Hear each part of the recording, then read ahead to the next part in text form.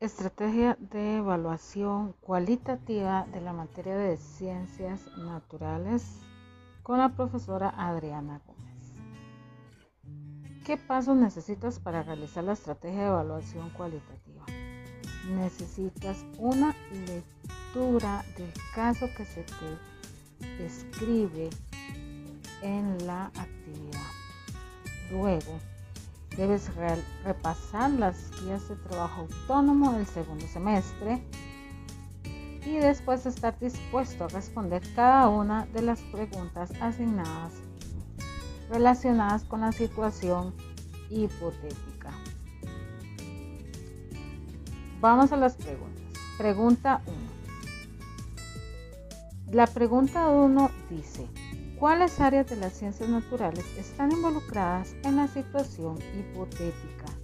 Tenemos el caso de una persona que se llama Luis.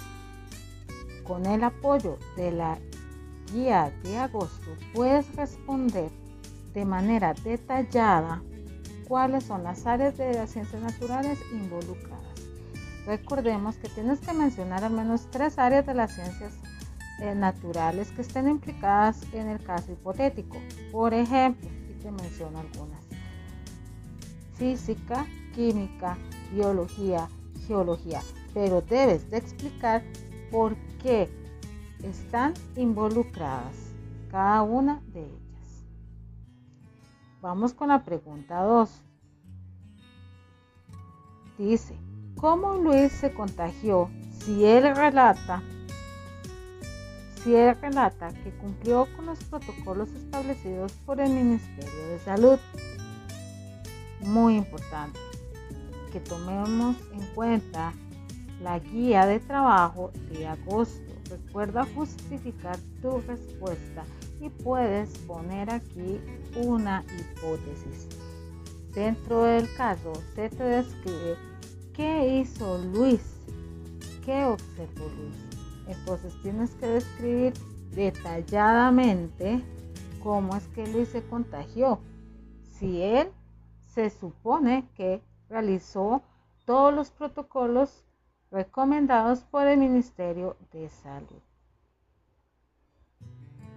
Pregunta 3. Dice: ¿cuáles son los avances de la ciencia y la tecnología que ayudaron a que Luis sobreviviera? Con el apoyo de la guía de trabajo autónomo de septiembre te puedes ayudar para contestar esta tercera pregunta. Recuerda mencionar al menos 2 avances de la ciencia y tecnología que hemos estudiado en clases y que hemos realizado la lectura en el libro de texto.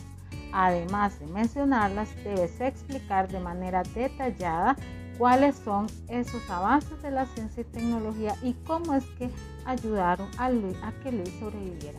Recordemos que dentro del mes de septiembre vimos los avances de la ciencia y la tecnología y vimos algunos avances. Por ejemplo, te menciono las vacunas, las vimos. Entonces, ¿qué relación puede tener esto con el caso expuesto en esta evaluación? Y así vas a mencionar 2 avances de la ciencia y tecnología y explicar por qué se relaciona. Pregunta 4.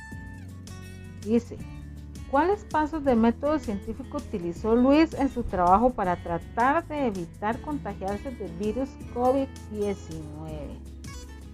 Esta pregunta 4 la vas a contestar con el apoyo de la guía de trabajo también de septiembre. Recuerda mencionar al menos 2 pasos del método científico y explicar de forma detallada cómo se relacionan con la situación hipotética. También puedes realizar hipótesis si es necesario. En esta pregunta debes desarrollar entonces los pasos del método científico que se ajusten al contexto de la hipótesis y también al contexto que estamos pasando de pandemia. Temas que hemos tocado en el mes de septiembre en las clases virtuales y en las lecturas del libro. Vamos a pasar a la pregunta 5. Dice: ¿Cuáles unidades de medición se mencionan en la situación hipotética?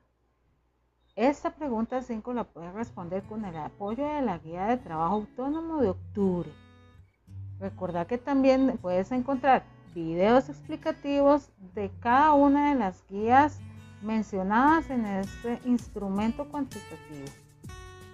Recordá que debes escribir todas las unidades de medición que se exponen en el caso hipotético y mencionar además el instrumento de medición de cada una.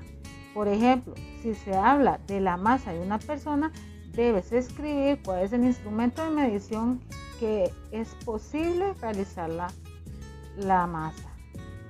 También, si estamos hablando de altura, entonces debes escribir qué altura tenía Luis y cuál es el instrumento de medición de medida.